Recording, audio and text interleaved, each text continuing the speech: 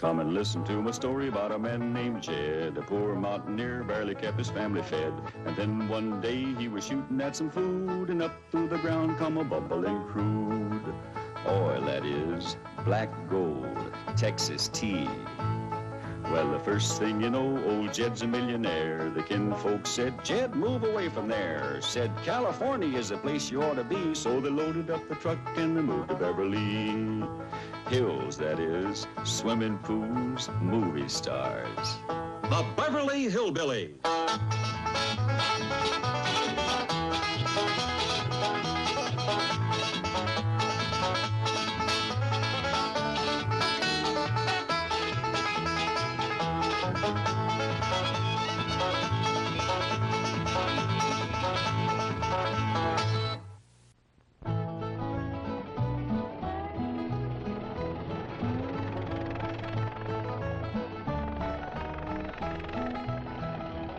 Welcome.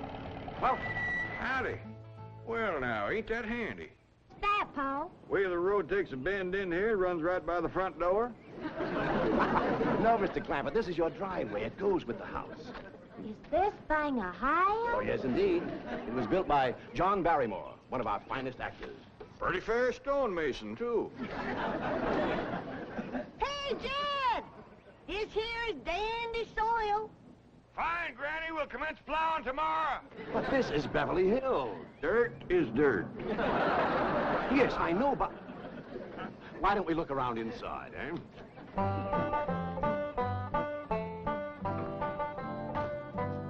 Well, here we are.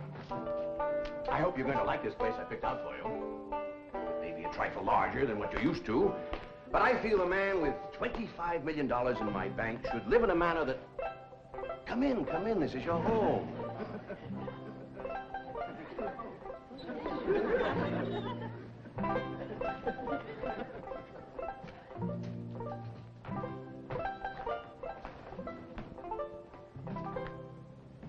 As I say, it may be a bit more than you're used to, but I'm sure you'll be comfortable. Now, my secretary will be over right away to help you with the hiring of servants or whatever problems you may have. She's a very efficient girl, Miss Hathaway. Jed? Jed?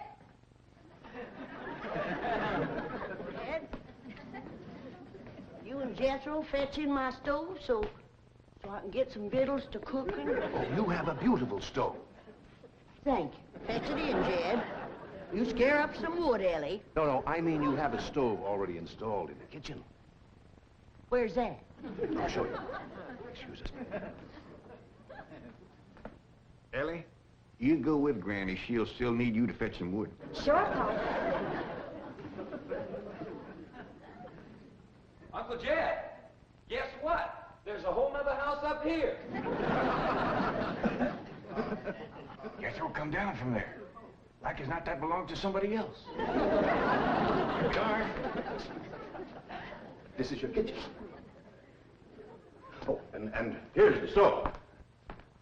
The last word in food preparation. And speaking of food, you'll find everything you could possibly want stored right in here. See? Huh? Well, I'll leave you ladies to your culinary delights. Au revoir. Bon appetit. Talks gibberish. You set a great deal of store in this here stove, Granny. Well, we'll see.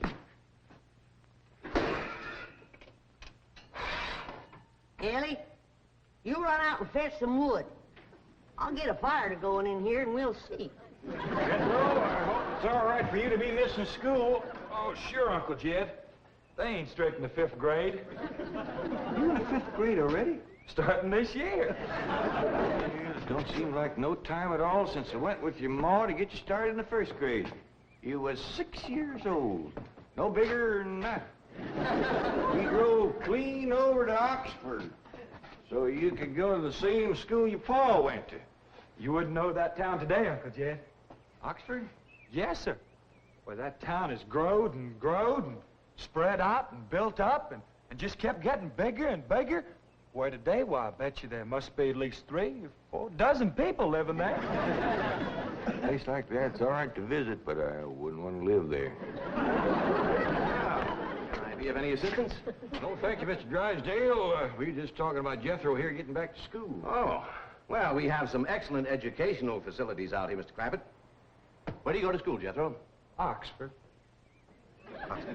Yeah, you see, Jethro's ma, that's my cousin Pearl. She married an Oxford man, so naturally Jethro, he goes to school there, too. I'm the champion crawdad eater. At Oxford? Jethro put away 3 buckets of crawdads. 4. And he's learned to cipher and everything.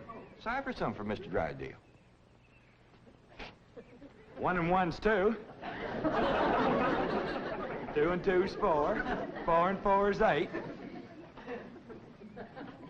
I have to take off my shoes to get any further than that. Never mind. I'm sure we're thinking of 2 different Oxfords. You see, there's one that's very, very famous and very old. That's where Jethro goes to school. Been there since pioneer days. That's how come it got its name. It's where the oxen used to ford the river. So folks took to calling it Oxenford, and later on it got shortened to Oxford. Yes, I see. Well, I'll be running. Oh, by the way, here are your keys. My secretary should be over very soon. Well, thank you very much, Mr. Drysdale, for everything you've been doing for us. Oh, it's my pleasure, Mr. Clampett. You see, I'm not only your banker, I'm your next-door neighbor. Well, say, now ain't that nice? Well, now, why don't you bring your missus over tonight for supper, and I'll have Granny womp up a mess of grits and hog jowl. Well, you see, right now my wife is in Boston. Well, that's too bad. When'll she be back? Not too soon, fortunately. I'll see you later. Well, thank you, Mr. Drysdale. So long. Uncle Jed, you reckon one of these days I can have me a little bitty old taste of Granny's moonshine? Now, Jethro, you know the family rule about Granny's moonshine? You get your first taste on your wedding day and not before. Well, Uncle Jed, that might be an awful long time. I ain't even got me no sweetheart. How come? Why, back home, every time I get me a girl, one of them there big fellas would take her right away from me.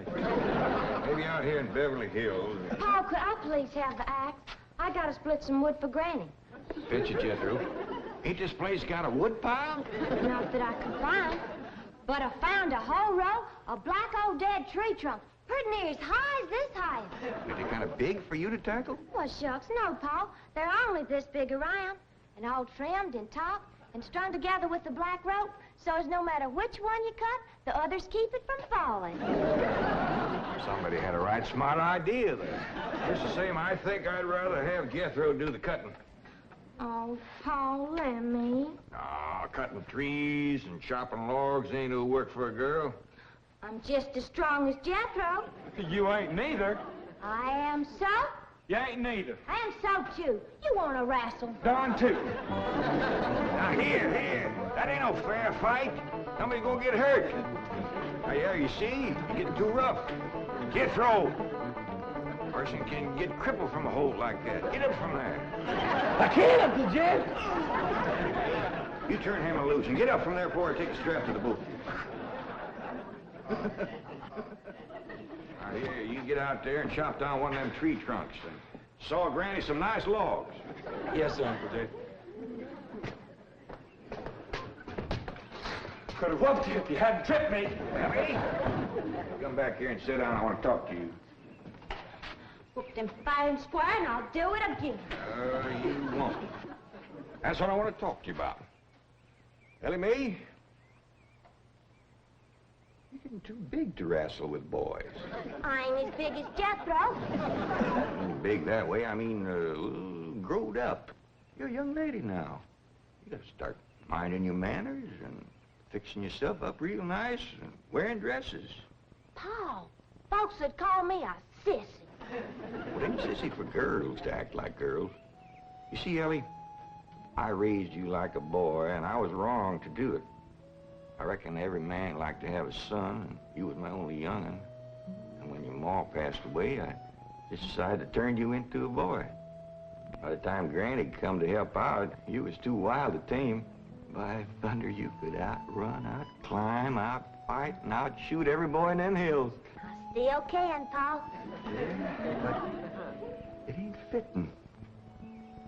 it ain't right for folks to go against nature. Now look at old Duke here. Reckon we could turn him into a cat? Of course not. That's right. Because nature made him into a dog. Just the same way nature made you into a girl. Here lately, she's getting more and more positive about it. You mean my ears is growing? No, nothing like that. You're pretty. Oh, Paul. I know you don't like it when I say that, but you like it when the young fellas around here come in saying it, and they will. Only they'll probably be using words, fancy words I won't even understand. But Ellie Mae, ain't nobody can ever tell you how pretty you really are except me. You're the living picture of your mom.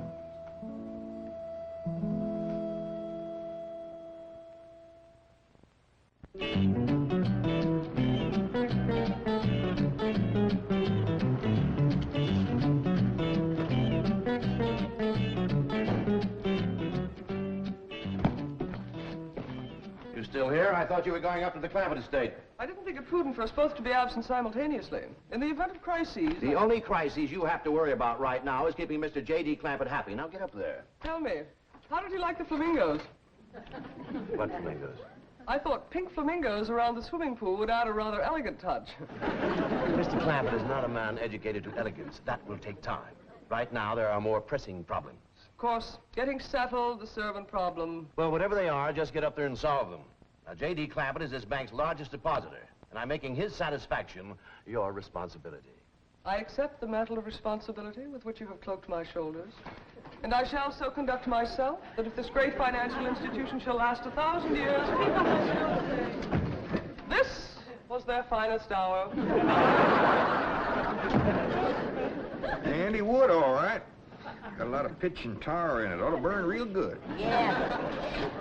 That flimsy grate holds up. Granny, this is the top of that tree trunk. You want I should split it up, too? No, just leave it outside. Yes, sir. This place ain't even got a wood box. Yeah, folks don't need much wood out here. Remember what Pearl said? It don't get cold. Yeah, I remember. It might not get cold in the day, but it sure freezes solid at night. How you know? I'll show you how I know. Every bit of food in this here storage bin is froze harder than a rock. Yes. Look.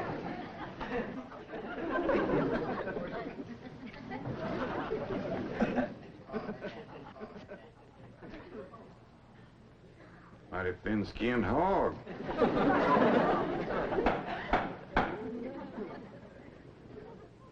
But I'll be doggone. Take me 2 days to thaw out that ham before I can ever cook it.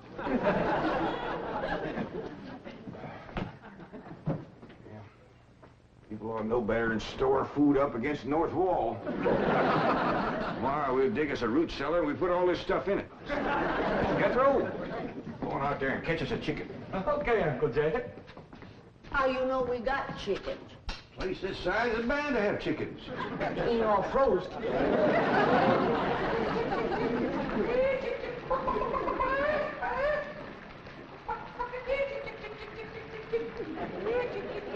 Chick, chick, chick, chick, chick, chick, chick.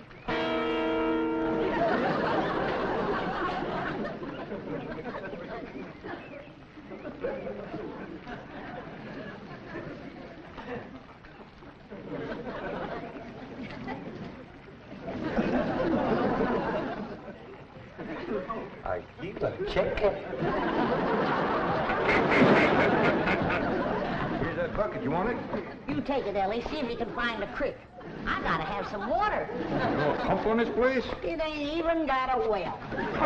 Uncle Jed! Yeah, boy. Did you find a chicken? I found something. I ain't sure if it's a chicken, a goose, a duck, or what. Where is it?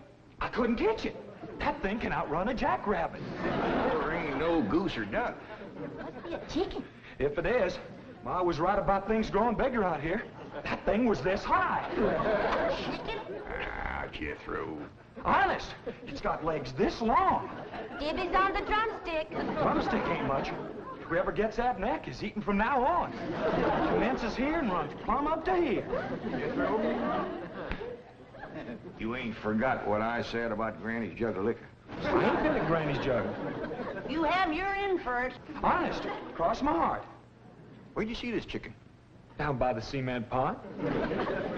Cement pond. Uncle Jed, that pond is the fanciest thing you ever did see. Why, they are steps, so's the cattle can walk right down into it and get a drink. And up at one end, there's a lady standing there made out of rock.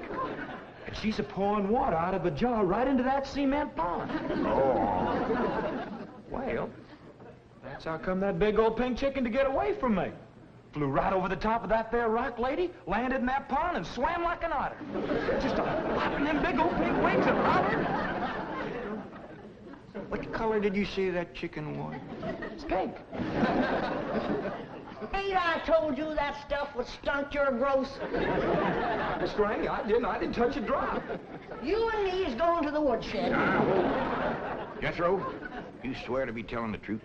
So help me, Jefferson Davis. Your hat off when you speak of the president. He ain't president no more.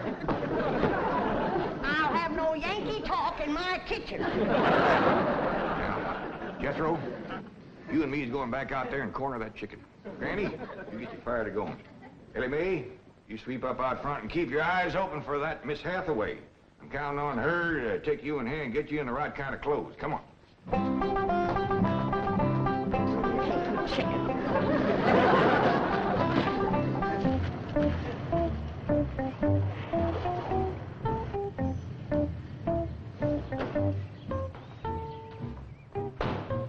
You there, young man. I ain't a young man, but I sure do thank you for thinking so. Good heavens, you're a girl. Yeah. I'm Jane Hathaway, executive secretary to Mr. Drysdale. And you, I take it, are a domestic of some sort? Cleaning girl, housemaid? Just what are your duties with Mr. Clampett? Well, he sent me out here to sweep up, but he said you'd take me in hand and get me in the right kind of clothes and everything. Indeed, I shall. We have a complete servant's wardrobe from chef to chauffeur. Come with me. What in the name of Thomas Chippendale is this? Has Mr. Clampett seen this disgraceful and unsightly mound of debris? Oh, yes, ma'am. This is all his. Oh, what charming antiques. Just like you said, Jethro, rock lady pouring water into a cement pond. Yes, sir. And over there's where I seen that great big pink chicken. Only thing is, it don't sound like a chicken. It makes a kind of hollering noise.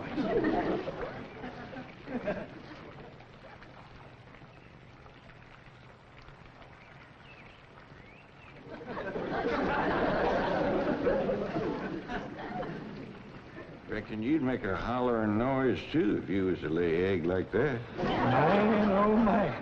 That's what I call an egg. And you won't have to worry about food now. Wait till she cooks this.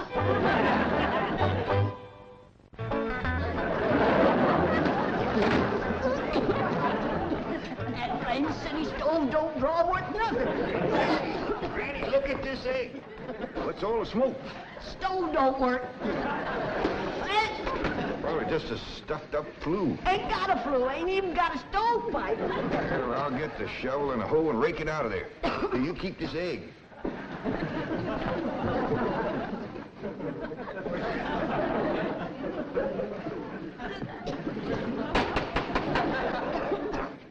Just like everything else out here. Froze solid.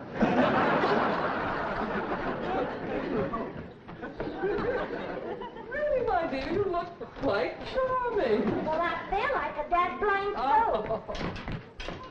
Just a moment. Yes, stop now. I'll be right back. Oh, that was my pal. I take it he's a gardener. Oh, yes, ma'am. Pa just can't wait to commence gardening. Apparently. However, as though I admire his enthusiasm, I must forbid him access through the main entrance. Now, tell me about the rest of the staff. Is there a chauffeur? A what? Someone who does the driving. Oh, yes, ma'am. That's Jethro. Of course, I don't reckon he can stay around very long. He's got to get back to Oxford and go to school. Oxford? He attends Oxford University? Well, he just calls it school. Pa went to school there, too. Oh, yes. Old school time. Great pride, those Oxford men. Sorry I couldn't stop before. Granny was having trouble in the kitchen. Paul, do I have to wear this here stuff that Miss Hathaway... No, there can be no appeal from Mr. Clampetts' orders. Thank you, ma'am. Glad to see you taking a firm hand. Ellie Mae, that's right pretty. Makes you look taller. She's got me walking on pegs. We'll run in and show Granny. And get rid of those old clothes, dear. Granny, I presume, is the cook. Yes, ma'am, but she ain't too happy about it right now. I shall deal with her directly. Now, let's see. Maid, gardener, cook, chauffeur. Oh, I understand Jethro is an Oxford man. You bet he is. I'm quite anxious to meet him. Don't blame you. Fine-looking young feller. Single, too. And he's on the lookout for a girl. I am only interested in the intellectual rapport which I would naturally have with an Oxford man. I presume he went to Eton as a boy. If I know Jethro, he went to Eton the minute he was born. Yes, of course. I suppose his father matriculated him. I kind of think maybe it was his ma. Oh, well, no matter. At any rate, he's an Eton man. That he is. Matter of fact, Jethro won the Eton championship. How marvelous. What was he champion of? Eton. Yes, I know. But what was it? Cricket? Oh, no, it was crawdad. I don't think even Jethro would eat crickets. I was referring to the game of cricket. Jillian, where's the axe? I'll fetch it, Granny. You talk to Miss Hathaway. And just why does Cook need an axe? I've hit this with everything I could lay a hand to. I even whopped it with an iron skillet. You are supposed to hit it with a croquet mallet. All right, where is it? I don't think I'll tell you. There is a time for work and a time for play. Now then, what are we cooking for Mr. Clampett? Well, I don't know what you're cooking him, but if he wants any victuals from me, somebody better shoot a possum. Possum? You got a better idea? But of course, a nice big fluffy souffle. All right. You shoot it and you skin it. You don't even know what a souffle is. What kind of a cook are you? I'm a cook with a stove that don't draw, food that's froze solid, chickens that can't be caught, eggs that can't be broke, and a smart alecky city woman telling me my business. That's what kind of a cook I am. Mind your tongue, little woman. I can have your job. You sure can, and the sooner the better. Jethro's coming, and just wait till you see what he's got. Thank heaven. Now I can have an intelligent conversation. Look, Granny, I got that big chicken. I hope it ain't as tough as its egg. That is a flamingo. Oh, no, ma'am. That's my nephew, Jethro. Jethro, say hello to Miss Hathaway. Howdy, ma'am. This the ding dangest chicken you ever did see. You go to school at Oxford? Yes, ma'am. I'm in the 5th grade. Stop dragging and wring that chicken's neck. Ellie Mae! No, stop, you barbarian. Don't harm one feather of that beautiful bird. I've taken just about as much as I'm going to take from you. Yeah, Granny. Ellie, you get the fire going under the big kettle outdoors. Young lady, where is your maid's uniform? I ain't gone away. Oh, yes, you are. No, I ain't. Oh, yes, you are, if I must subdue you forcefully. I wouldn't try that. Tried to tell you. I'll set on her, Ellie. You get the fire to go. Now, here, Granny. Come on, let her up. Get off of her. You are discharged. All of you. Sacked. Fired. I am the most incompetent, insubordinate, belligerent group of domestics it has ever been my misfortune. Hathaway! Chief, you're just in time to help me take disciplinary action. You're fired. I've already told them. Not them, you. These people are the Clampetts. Clampett? Yes, that's right. Now go back to the office and pick up your severance pay. You're through. Now, Mr. Drysdale, hold on a spell. I reckon there's been a kind of a misunderstanding. But this little lady's been a right big help to us. Why, she fit in just like one of the family. Matter of fact, her and me is going out hunting. Ain't that right, Miss Hathaway? Yes, and... Yeah. Jethro, you can take that pink chicken back out to the cement pond. We're going out and shoot us a nice, big, fluffy souffle.